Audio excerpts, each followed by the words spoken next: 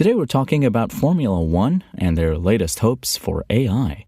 But before we get into that, it turns out black hole behavior suggests that Doctor Who's bigger on the inside TARDIS trick is theoretically possible.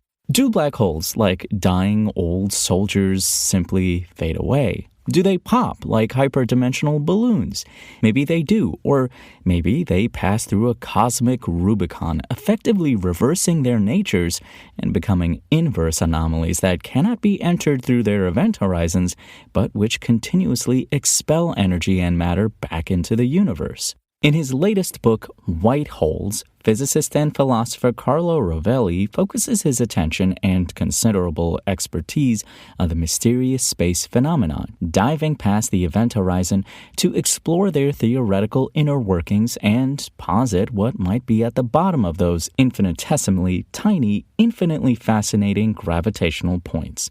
In this week's Hitting the Books excerpt, Rovelli discusses a scientific schism splitting the astrophysics community as to where all of the information, which from our current understanding of the rules of our universe cannot be destroyed, goes once it is trapped within an inescapable black hole. You can read the excerpt from White Holes by Carlo Rovelli at Engadget.com.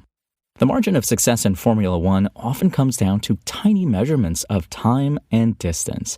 Drivers know the exact lines to take at corners for optimal lap times. Sometimes, though, racers will go out of bounds as they try to gain an advantage. To help officials check whether a car's wheels entirely cross the white boundary line, F1 will test an AI system. The Fédération Internationale de l'Automobile, FIA, the motorsport's governing body, says it will employ computer vision tech at the season-closing Abu Dhabi Grand Prix this weekend. This approach uses shape analysis to determine the number of pixels that cross the line at the edge of the track. The FIA doesn't plan to fully automate reviews of track limits breaches for the time being. Rather, it wants to significantly reduce the number of potential rule violations that are sent to officials for manual review. As Reuters notes, July's Austrian Grand Prix saw 4 people having to review around 1,200 potential violations. After some track limit violations went unpunished in October's U.S. Grand Prix, officials acknowledged they'd have to find a new approach. Enter computer vision. This tech has been used in medicine to help review data from cancer screenings. They don't want to use the computer vision to diagnose cancer. What they want to do is to use it to throw out the 80% of cases where there clearly is no cancer in order to give the well-trained people more time to look at the 20%, Tim Malon, the FIA's deputy race director and head of remote operations, said. And that's what we are targeting. The FIA hopes to reduce the number of possible infringements that officials manually review to around 50 per race.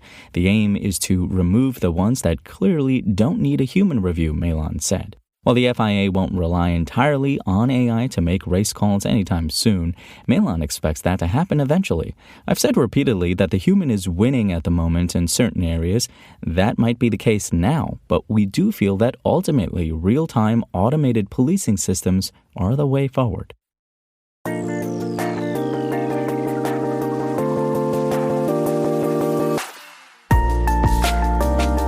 Thanks for listening to the show.